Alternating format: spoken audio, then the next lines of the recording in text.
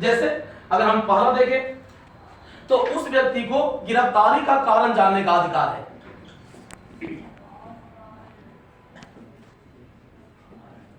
पहला चीज कि जिस व्यक्ति को अरेस्ट किया जाता है उस व्यक्ति के पास यह अधिकार होता है कि उस व्यक्ति को अरेस्ट क्यों किया गया है, ठीक है ना, इसके बारे में जाने। जैसे मान लेते हैं कि अगर पुलिस हमको अरेस्ट कर लेती है तो पुलिस हमको ये तो बताएगी ना कि हमको अरेस्ट किया किस लिए गया है, मतलब हमको अरेस्ट करने का आधार क्या है, मतलब आधार बताना जरूरी है। मतलब सबसे पहला चीज तो ये कि जिस व्यक्ति को गिरफ्तार किया जाएगा उस व्यक्ति को गिरफ्तारी का कारण जानने का अधिकार होगा। दूसरा चीज, ऐसे जिस व्यक्ति को गिरफ्तार किया जाता है उस व्यक्ति को विधि व्यवसायी मतलब वकील से परामर्श करने का अधिकार होगा।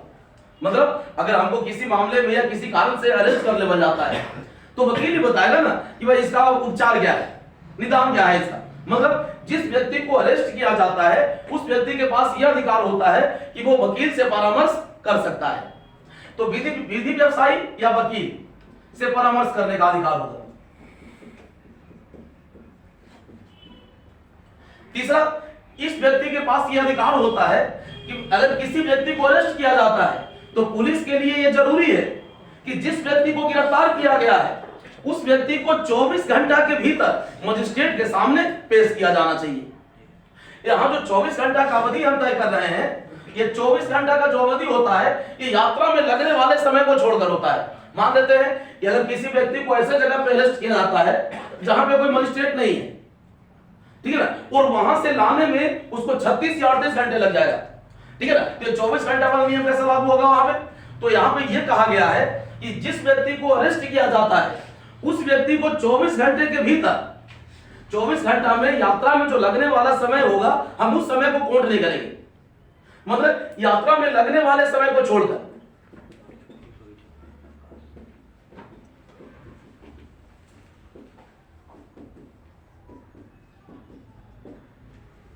मतलब जिस व्यक्ति को अरेस्ट किया जाता है उस व्यक्ति के पास यह अधिकार है कि उस व्यक्ति को 24 घंटा के भीतर मजिस्ट्रेट के सामने पेश किया जाना चाहिए।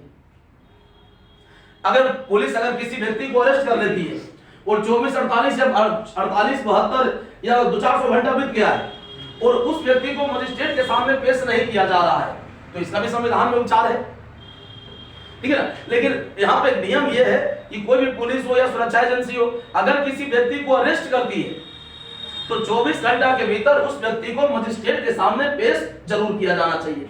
लेकिन जो 24 घंटा का अवधि का गणना करेंगे हम उसको यात्रा में जो समय लगा है उस समय को छोड़ के करेंगे। जैसे मान लेते हैं कि भाई पहले पता है कि अगर किसी व्यक्ति को किसी ऐसे जगह पर अरेस्ट किया जाता है जहां पे कोई मजिस्ट्रेट नहीं बैठता है और मजिस्ट्रेट के पास तक लाने में उस व्यक्ति को 36 या 38 घंटा लग जाएगा तो 24 घंटा वाला नियम तो खत्म हो गया, ठीक है ना। तो 36 या 38 घंटा जो लगा उसको छोड़ दीजिए, उसके बाद 24 घंटा के भीतर उसको मजिस्ट्रेट के सामने पेश करना आवश्यक होगा। चौथा अधिकार उस व्यक्ति के पास यह होता है कि जिस व्यक्ति को अरेस्ट किया गया है उस व्यक्ति को मजिस्ट्रेट के प्राधिकार के बिना मतलब मजिस्ट्रेट के आदेश के बिना, ठीक है ना, 24 घंटा से अधिक निरुद्ध नहीं रखा जा सकता है। मतलब अगर किसी व्यक्ति को अरेस्ट करने वाले गए, ठीक है ना, तो बिना केवल पुलिस के मर्जी से 24 घंटा से ज्यादा आप निरुद्ध नहीं रख सकते हैं। मतलब 24 घंटा के भीतर उसको मजिस्ट्रेट के सामने पेश करेगा और मजिस्ट्रेट ये तय करेगा कि इस व्यक्ति को जेल भेजना है या फिर रिहा कर देना है। मतलब मजिस्ट्रेट के प्राधिकार के बिना किसी भी व्यक्ति को 24 घंटा से अधिक निरुद्ध नहीं रखा जा सकता है। ये अधिकार होता है उस व्यक्ति का जिस व्यक्ति को अरेस्ट किया गया है। लेकिन ये जो अधिकार दिया गया है संविधान के अनुच्छेद 22 के खंड 1 में, ठीक है ना, ये खंड 1 का क्या कहा गया है,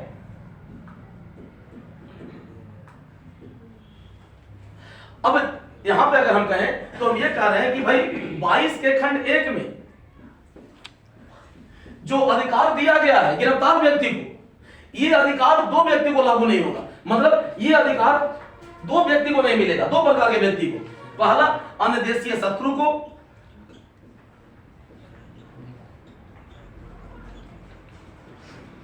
और दूसरा निवारक निरोध के अधीन गिरफ्तार व्यक्ति को।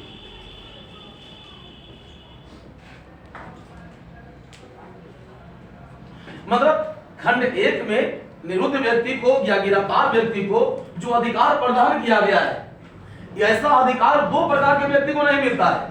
पहला अन्य देशीय शत्रु को और दूसरा निवारक निरोध के अधीन गिरफ्तार व्यक्ति को।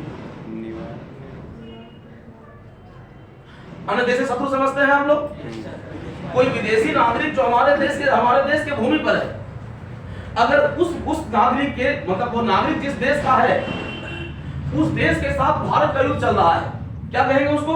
अनुदेशीय शत्रु। मान लेते हैं कि चीन का कोई नागरिक हमारे भूमि पर है, भारत में, और उसी समय क्या हो जाए कि चीन के साथ भारत का युद्ध होना शुरू हो जाए, तो चीन का प्रत्येक व्यक्ति जो भारत में है उस समय हमारे लिए क्या कहलाएगा? अनुदेशीय शत्रु। तो अनुदेशीय शत्रु कहने का मतलब यह होता है कि वो जिस देश का नागरिक है और जो भारत की भूमि पर है और उस देश के साथ हमारे देश का युद्ध चल रहा है, वो वहां का हर व्यक्ति हमारे लिए क्या होगा? अनुदेशीय शत्रु होगा। ठीक है ना? तो ऐसा अधिकार उसको नहीं मिलेगा और दूसरा किसको नहीं मिलेगा? निवारक निरोध के अधीन गिरफ्तार व्यक्ति को। अब सबसे बड़ा चीज कि निवारक निरोध होता क्या है? निवारक निरोध ऐसा निरोध होता है जिसमें गिरफ्तार व्यक्ति के विरुद्ध उपलब्ध साक्ष्य उसको न्यायालय में दोषी साबित करने के लिए पर्याप्त नहीं है, लेकिन न्यायालय को यह बताने के लिए पर्याप्त है कि अगर ऐसा व्यक्ति बाहर रहता है, ठीक है ना, तो सामाजिक एकता को या धार्मिक एकता को, राष्ट्र की एकता और अखंडता को सुरक्षा पहुंच सकता है। मतलब निवारक निरोध एक ऐसा निरोध है उसको न्यायालय में दोषी साबित करने के लिए पर्याप्त नहीं है। मतलब उसके विरुद्ध जो साक्ष्य हमारे पास अवेलेबल है उस साक्ष्य के जरिए हम उसको न्यायालय में दोषी साबित नहीं कर सकते हैं, लेकिन न्यायालय को हम ये जरूर बता सकते हैं कि अगर ऐसा व्यक्ति बाहर रहता है, ठीक है ना, तो धार्मिक एकता को खतरा हो सकता है, राष्ट्र की एकता और अखंडता को खतरा हो सकता है, ठीक है ना, मतलब राष्ट्र का जो सुरक्षा है हमारा उसको खतरा हो सकता है। तो अगर न्यायालय को इतना बताने के लिए भी पर्याप्त है तो क्या कहेंगे हम इसको? निवारक निरोध। नहीं समझ में आया? तो ऐसा अधिकार जो होता है ना, ये याद रखिएगा कि 22 के खंड 1 में जो अधिकार दिया गया है ये दो आदमी को नहीं मिलता है, ये दो प्रकार के व्यक्ति को नहीं मिलेगा। पहला अनुदेशी शत्रु को और दूसरा निवारक निरोध के अधीन गिरफ्तार व्यक्ति। का न्यायाधीश रहा है या उच्च न्यायालय का न्यायाधीश नियुक्त होने के लिए अर्हित है, मतलब उस व्यक्ति में इतना योग्यता है कि वो उच्च न्यायालय का न्यायाधीश नियुक्त हो सकता है, ठीक है ना। उसके बाद सलाहकार बोर्ड ये तय करेगा कि उस व्यक्ति को 3 माह से आगे गिरफ्तार करना है या फिर नहीं करना है। समझ में आ रहा है ना? मतलब अगर किसी व्यक्ति को निवारक निरोध के अधीन गिरफ्तार किया गया तो अधिकतम कितना दिन हो सकता है? 3 माह। अगर इस अवधि को 3 माह से आगे बढ़ाना है, ठीक है ना, तो एक सलाहकार बोर्ड का गठन होगा। इस सलाहकार बोर्ड में ऐसा व्यक्ति रहेगा जो या तो उच्च न्यायालय का न्यायाधीश है या उच्च न्यायालय का न्यायाधीश था या फिर उच्च न्यायालय का न्यायाधीश नियुक्त होने के लिए अर्हित है, मतलब योग्य है, ठीक है ना। और ये सलाहकार बोर्ड ये तय करेगा कि भाई गिरफ्तारी को 3 माह से आगे बढ़ाया जाए या नहीं बढ़ाया जाए, मतलब इस व्यक्ति को रिहा कर दिया जाए या फिर इस व्यक्ति को आगे अरेस्ट किया जाए, ठीक है ना। लेकिन सबसे बड़ा चीज तो ये कि अगर किसी भी व्यक्ति को निवारक निरोध के अधीन भी गिरफ्तार किया जाता है तो उसके पास में अधिकार है कि भाई उसको किस कारण से उसको गिरफ्तार किया गया है ये बताना पड़ेगा आपको, ठीक है ना। भाई उसको भी सुनवाई के लिए अगर हम कहें तो मौका देना पड़ेगा, मतलब उसको भी आपको समय देना पड़ेगा कि वो कोर्ट में अपील कर सकता है, तब ना। अगर हम ऐसा जब तक नहीं करेंगे तो ये कह नहीं सकते हैं कि नैसर्गिक न्याय के सिद्धांत का पालन हुआ है, मतलब नैसर्गिक न्याय के सिद्धांत का पालन आपको यहां भी करना है, मतलब उस व्यक्ति को भी आपको मौका देना है कि वो व्यक्ति अगर चाहे तो मतलब उसके विरुद्ध जो आरोप लगाया गया ना उस आरोप को कोर्ट में चुनौती दे सके। फिर कोर्ट तय करेगा कि उस व्यक्ति को अरेस्ट करना उचित है या उचित नहीं है।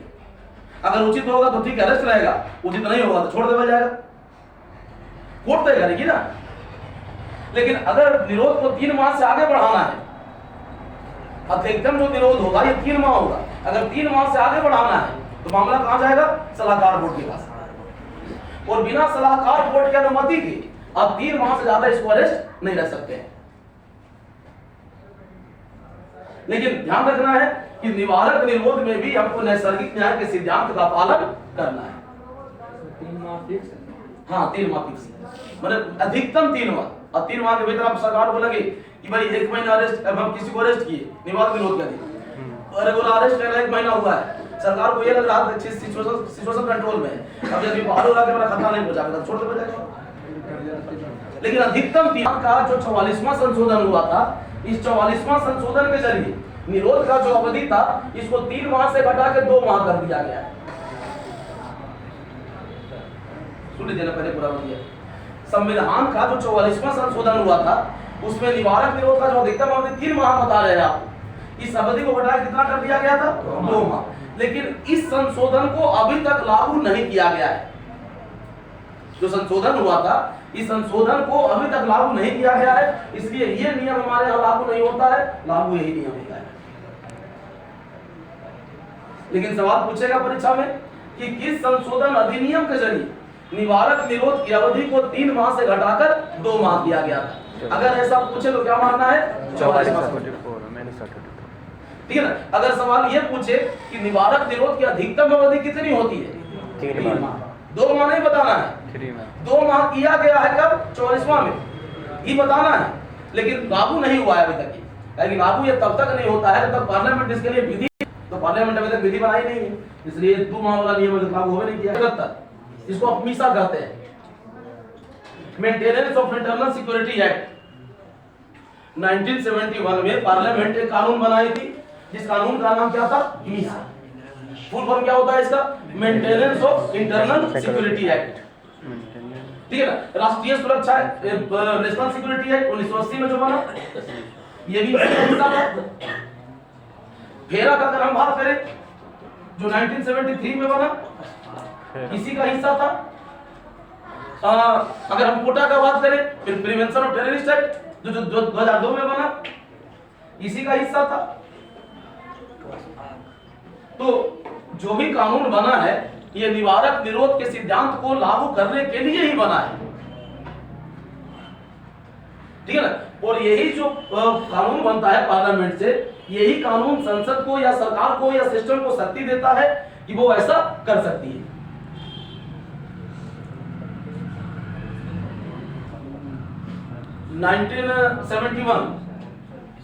एक कानून बना था भारत में, इसको मीसा कहते हैं, maintenance of internal security act. इसी समय तीसरा आपात लागू हुआ था भारत में 1975 में, और इस तीसरा आपात में जितना भी अपोजिशन का लीडर था सबको अरेस्ट करने बन गया था।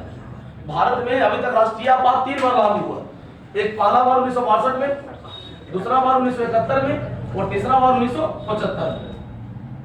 1975 में जब राष्ट्रीय आपात का घोषणा हुआ, ठीक है ना, तो प्रेस वगैरह, ठीक है ना, या विपक्ष वगैरह सबको अरेस्ट करके जेल में डाल दिया गया था। उस समय जेल जाने वाला व्यक्ति में यहाँ पे लालू प्रसाद यादव भी थे, नीतीश कुमार भी थे, रामविलास पासवान भी थे। मतलब हर वो जिस लीडर को आवाज देते हैं ना, हर वो व्यक्ति उस समय जेल जाने वाला में शामिल था। आपके जयप्रकाश नारायण भी थे, आपके जॉर्ज फर्नांडिस भी थे, तो सबको अरेस्ट किया गया था यहाँ पे। इसी समय लालू यादव को भी अरेस्ट किया गया था, और इसी समय लालू यादव की पहली बेटी जन्मी थी, और यही कलमा के नाम पर ना लालू यादव अपनी बेटिया का नाम मीसा भारती रखे।